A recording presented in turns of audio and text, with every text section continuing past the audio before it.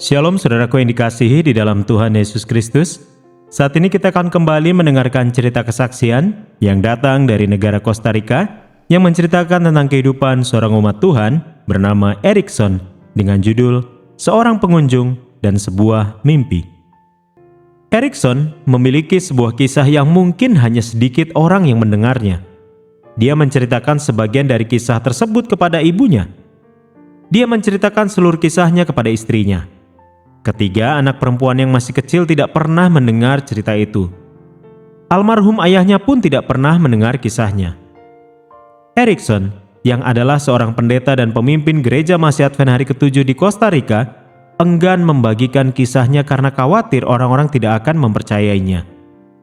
Namun setelah mendengar sejumlah kesaksian yang luar biasa ketika ia membantu misi Advent mengumpulkan cerita untuk laporan triwulanan misi di Costa Rica, ia menceritakan kisahnya kepada misi Advent. Jadi, pada hari Sabat ini Anda akan menjadi salah seorang yang pertama mendengar seluruh kisahnya. Kisah yang mengubah hidupnya. Kisah tersebut membawanya menjadi seorang Masehi Advent hari ke-7. Di sana hanya terdapat 2 sekolah di kota tempat Erikson dibesarkan di Guatemala. Sekolah umum dan sekolah Advent. Sang ayah mengirim Erikson ke sekolah umum saat kelas 1. Tetapi anak itu tidak pernah bertemu dengan gurunya selama setahun penuh. Sang guru sedang mengikuti pelatihan. Kepala sekolah menjelaskan.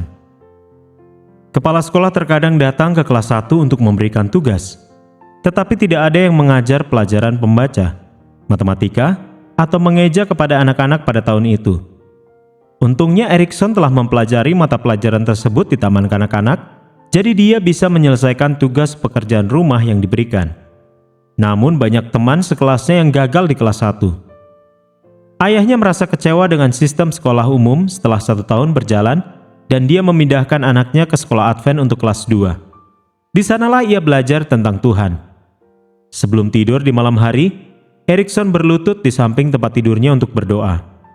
Tuhan, tolonglah saya untuk bisa membuat keputusan-keputusan yang baik dalam hidup saya. Doanya, Tolonglah saya di sekolah. Tolonglah keluarga saya dan khususnya ayah saya. keluarganya termasuk golongan miskin. Ayahnya bekerja sebagai sopir bus yang jauh dari rumah dan Erikson hanya bertemu dengannya beberapa kali setiap tahun. Terlepas dari kemiskinan mereka, sang ayah selalu berhasil mengumpulkan dana untuk membiayai pendidikan Erikson di sekolah Advent. Ketika Erikson berdoa di malam hari, dia berharap bisa bertemu lebih sering dengan ayahnya. Tolong lindungi ayah dan ibu agar mereka dapat mencari uang untuk kebutuhan kami.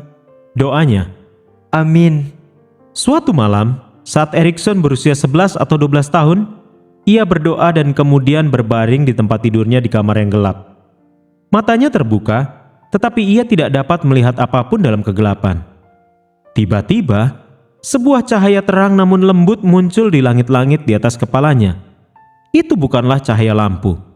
Erikson telah mematikannya sebelum berdoa. Cahaya itu menerangi ruangan. Erikson tidak merasa takut, dia merasa damai dan tenang. Tiba-tiba sesosok makhluk bercahaya muncul dari lampu ke lantai. Erikson melihat tangan, kaki, tubuh dan kepala. Tetapi dia tidak dapat melihat mata, telinga, hidung, mulut atau bagian wajah lainnya. Kepala itu dikelilingi oleh cahaya lembut. Makhluk itu berlutut di tempat yang sama di mana anak laki-laki itu baru saja berdoa di samping tempat tidur. Dia menyatukan kedua tangannya dan menundukkan kepalanya. Erikson memperhatikan dan bertanya-tanya apa yang akan terjadi selanjutnya. Doa Erikson biasanya berlangsung selama 5 atau 10 menit, tetapi doa ini berakhir lebih cepat. Makhluk itu berdoa selama 60 hingga 90 detik. Kemudian dia berdiri dan meletakkan satu tangan di kepala Erikson dan tangan lainnya di dadanya. Sukacita memenuhi hati Erikson. Dia membayangkan bahwa dia sedang melihat Yesus. Makhluk itu tidak mengatakan apa-apa. Setelah menyentuh kepala dan dada anak itu selama beberapa detik, ia bangkit kembali ke arah cahaya lembut yang masih bersinar di langit-langit. Kemudian cahaya itu padam dan kamar tidurnya kembali menjadi gelap. Kedamaian dan ketenangan menyelimuti Erikson. Dia hanya merasakan kebahagiaan di dalam kamar. Dia segera tertidur. Keesokan harinya, Erikson menceritakan pengalaman itu kepada ibunya. Ia merasa lebih dekat dengan Yesus daripada sebelumnya. Tetapi itu bukanlah akhir dari kisahnya. Beberapa bulan kemudian, Erikson bermimpi tentang hari Sabat. Ia sudah menghadiri gereja pada hari Minggu sejak ia masih kecil, dan ia terus melakukannya untuk membahagiakan ayahnya. Namun setelah ia masuk ke sekolah Advent, ia juga mulai pergi ke gereja Advent pada hari Sabat. Dalam mimpinya, Erikson sedang berdiri di gereja ayahnya selama kebaktian. Tiba-tiba, patung-patung orang kudus yang berjejer di dinding gereja mulai bergerak. Tangan mereka bergerak dan kaki mereka bergerak. Sambil tertawa, mereka mengejar anak laki-laki yang ketakutan itu di sekitar gereja. Erikson dapat melihat jemaat lain di dalam gereja, tetapi mereka bersikap seolah-olah tidak ada yang aneh. Tiba-tiba Erikson melihat cahaya terang namun lembut di pintu gereja. Itu adalah cahaya yang sama dengan yang dia lihat di kamar tidurnya beberapa bulan sebelumnya. Erikson merasa lega. Ia merasakan Yesus sudah dekat dan pertolongan sedang dalam perjalanan. Kemudian makhluk yang telah berdoa di kamar Erikson muncul dari cahaya di pintu gereja. Dia memegang tangan anak itu dan menuntunnya keluar dari gereja. Sekali lagi, anak itu dapat melihat tangan, kaki, tubuh dan kepala, tetapi ia tidak dapat melihat raut wajahnya. Begitu sampai di luar, makhluk itu berdiri di antara Erikson dan gereja. Dia tidak mengucapkan sepatah kata pun. Sebaliknya, ia menunjuk ke arah gereja dan kemudian mengguncangnya, memperingatkan anak laki-laki itu untuk tidak beribadah di sana lagi. Keesokan paginya Erikson tidak menceritakan mimpinya kepada ibu. Ia takut sang ibu akan memberitahukannya kepada sang ayah. Ayah ingin dia menjadi seorang pendeta dan dia takut akan reaksi ayahnya.